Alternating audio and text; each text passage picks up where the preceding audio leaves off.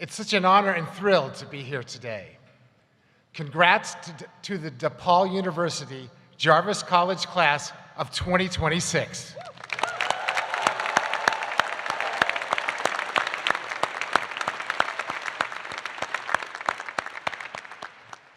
And let's give a huge applause for the faculty and staff for giving their all to you.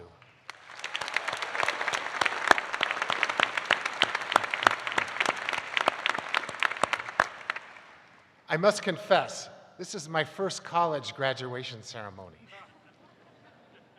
I totally missed my own graduation 50 years ago. I was trying to beat the high score on Space War.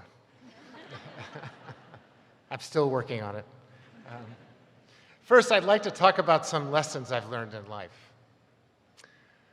I was born in the Santa Clara Valley of California. It was the largest expanse of fruit orchards in the world, covered with 50 miles of blossoming fruit trees in spring. Today, it's covered with data centers, fiber optic cable, and asphalt. It's called Silicon Valley. The only fruit grown is Apple iPhones and computers. I adored my mom, Elsie. She grew up in the hills of Western Virginia. Her family lost their house in the Great Depression and moved to an old shack down by the river. It had a ladder instead of a stairway. They were poor but rich in spirit, faithfully going to church in the one-room schoolhouse. They worked and dreamed for better times to come. Mom always decried the waste and throwaway habits of modern society. She banned soda pop and non-returnable bottles, insisting we eat home-baked whole wheat bread and tons of broccoli. Our dog loved it. I secretly dreamed of Wonder Bread and Twinkies.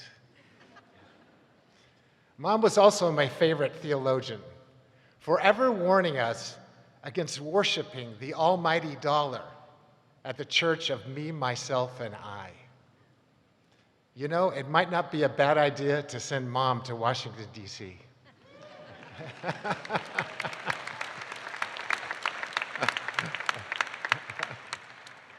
When I was 5, my cat, White Nose, got run over by a car. I saw death for the first time, and I cried for hours. I realized that one day, I too would die. I would cease to exist for the rest of time. That's a lot of stuff to miss out on. I would vanish into the blackness of total non-existence forever.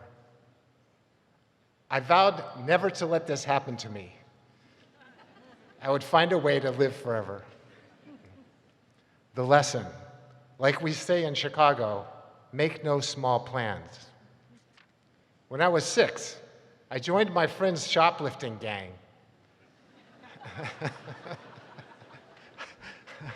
To prove I wasn't chicken, I stole toys from Toy World. One day I stuffed a squirt gun in my jacket and walked out of the store. The manager busted me and called my mom. Did I have hell to pay? Mom made me put on a suit and take back everything I stole and apologize. I never stole anything again. The lesson, don't steal, and true love means taking the extra effort to correct someone when they're wrong. Since we didn't have video games back then, the coolest thing was riding my Schwinn Stingray bike. You could do wheelies and burnouts, even ride 4 kids at once, 2 on the banana seat, one standing up pedaling, and another kid riding on the handlebars. In the 70s, Schwinn was the largest bicycle factory in the world, making over 1.3 million bikes per year right here in Chicago. I still ride a 70 Schwinn today. They last forever. Get one, you'll love it. The lesson, true quality lasts. When I was 9, I got the best job of my life, riding my bike and delivering the Palo Alto Times newspaper. There's nothing quite like the feeling of throwing a paper and hitting the porch from 20 yards out. Of course, there were torrential rains and German shepherds nipping at my heels. but also the joy of getting a big tip at Christmas. No matter the weather or how I felt, I couldn't miss a day. People were depending on me for their daily news. The lesson: life is about serving others. When I got to college, I was shocked how smart everyone was. I needed to really hustle just to keep up. It was time to get busy on my plan to live forever. Since all the things in the universe follow the laws of science, science held the secret to immortality. So I studied physics, chemistry, electromagnetics, biology, biochemistry, genetics. But the more I learned, the more complicated everything got. There were tens of thousands of researchers trying to figure this stuff out. What chance did I have? The lesson: find a great team. You can't do everything yourself. The next course I took was quantum mechanics. This really blew my mind. It turns out that for subatomic particles like electrons, protons, and photons, the laws of physics get distorted. Solid particles start acting like waves, and vice versa, and both at the same time. There seems to be innate randomness to nature. The uncertainty principle says that the mere act of observing something alters its state, making the state of a subatomic particle unclear, represented by a random probability distribution. Einstein objected to this, famously stating, "God does not play dice." 100 years later, nobody still knows what exactly is going on. So I gave up my quest to live forever. And to be honest, I never really enjoyed the insanely complicated math, labs, long hours studying, and brutal exams. The truth was, I spent even more time on my true major, playing pinball and video games. So I switched to computer science so I could use computers to make the greatest games ever. The lesson: if your project proves impossible, pivot to something you love. In 1976, the new revolutionary tech was microprocessors. Instead of standing in line to use a mainframe, you could have your own microcomputer. So I joined the Homebrew Computer Club to learn more about it. At one of our Tuesday night meetings, two hippie kids in sandals, Steve Jobs and Woz, came to demo their new microcomputer board, the Apple I. It was $666, and it plugged into your TV. Jobs talked about how everyone in the future would get a home computer and use it to balance their checkbook, collect recipes, and do schoolwork, and all kinds of other stuff. To me, it seemed like a lot of marketing BS. The Apple I sold only 175 units. The Apple II sold 6 million. The lesson: keep an open mind about the future. Always be learning. When I graduated, I joined Atari, the makers of Pong. I was programming their first pinball game, the Atarians. I messed around and flashed some lights on the playfield. The prior programmer had said this was impossible. So my first day at Atari, I became a hero for flashing a light. My boss was so amazed, he called me Dr. J. The lesson: delight your customers and you'll be a hero. I moved to Chicago to work with legendary pinball designer Steve Ritchie. The biggest problem with pinball then was slow, boring play, watching a single ball bounce around. So we put three balls into our new game, Firepower, and the action was incredible. Today, almost all pinball games have multi-ball play. The lesson: when in doubt, make it 3 times better. It was now 1980, and it seemed like the entire world was playing Asteroids and Space Invaders. I had to make a new video game, but how to make the best ever? Video games in that era were limited to just one screen. So we made a prototype where you could fly left to right, scrolling around a multi-screen world. It was awesome. Steve Ritchie suggested it would be way cooler if you could fly in both directions. I thought this was a bad idea because I would have to do a lot of more programming work. But I eventually gave in, and Defender players now had the freedom to fly anywhere in any direction, and Defender became a massive hit.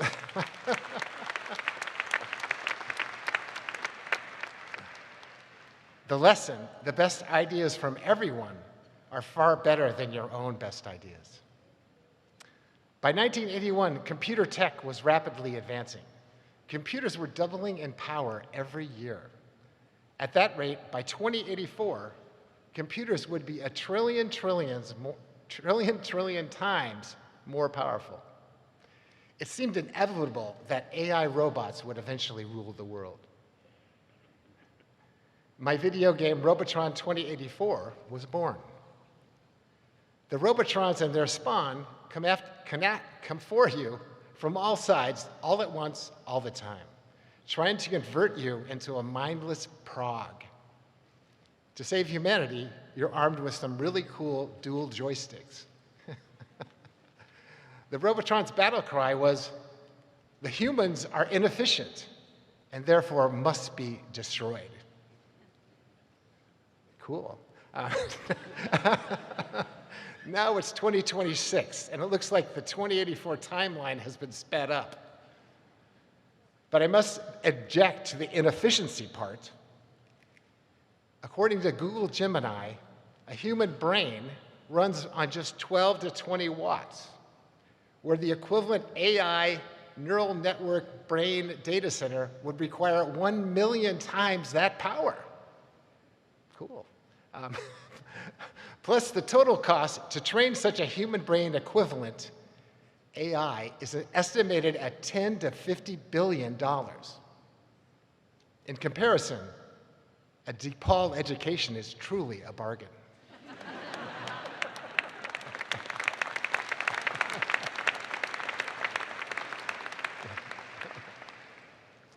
Rather than a robot apocalypse, today's AI visionaries see the AI robot revolution empowering a workless utopia of unlimited wealth, where even husbands won't have to take out the garbage.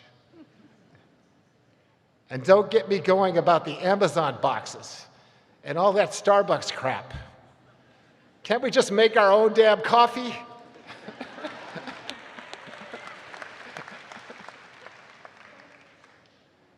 Elon Musk also has turned positive on AI, estimating only a 20% chance of AI leading to total human annihilation. That's special. Today, we're in the midst of a massive generative AI economic boom. Stock markets are at all-time highs. Massive data centers, billionaires, and even trillionaires are popping up daily. Our all-out pursuit of AI superiority threatens to unleash a final global warming fossil fuel inferno, melting the Greenland and Antarctic ice caps, flooding the Earth with 200 feet of water.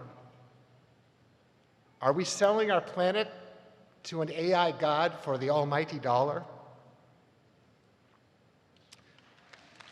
All right.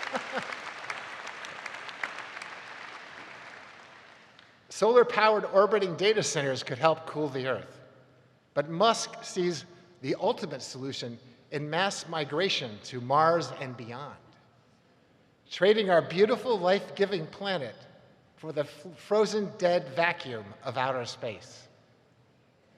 Cool. Back on Earth, we're drowning in a fire hose of AI slop. School kids send in ChatGPT essays, which are then graded by Claude AI. For what purpose? We're glued compulsively to our phones, oblivious to real life, lost in the endless scroll of the perpetual now. We're losing our souls to the scroll.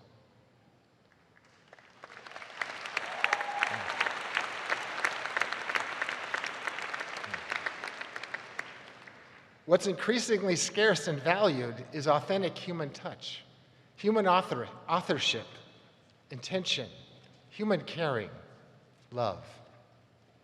How do we reclaim our humanity?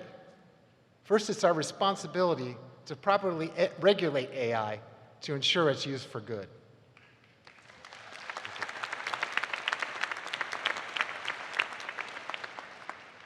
AI's real value will be in multiplying human skills, increasing the quality and productivity of our work. Let's make AI amplify our voices instead of stealing our identities.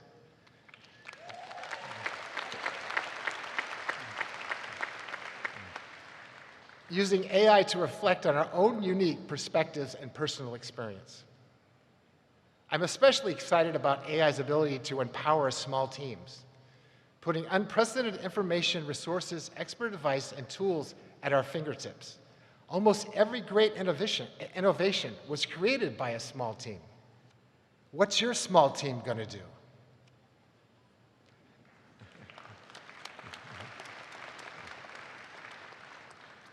For the last month, I've been checking out the showcases, interdisciplinary demos, and capstones at our 3 schools, cinematic arts, computing, and design. I can't believe your diversity of thought, creativity, professionalism, and your ability to get things done.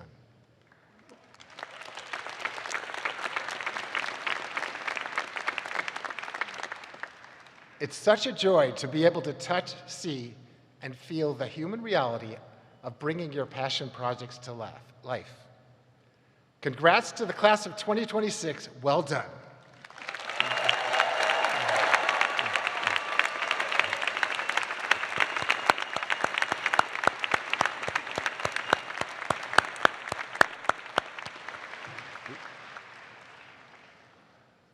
Tomorrow is the start of your true passion project.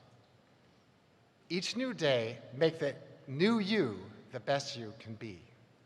What's your mission? What crucial problem will you solve? What will be your unique contribution to life here on Earth? Dream big, reach high. Like we say in Chicago, make no small plans. Thank you, and God bless you.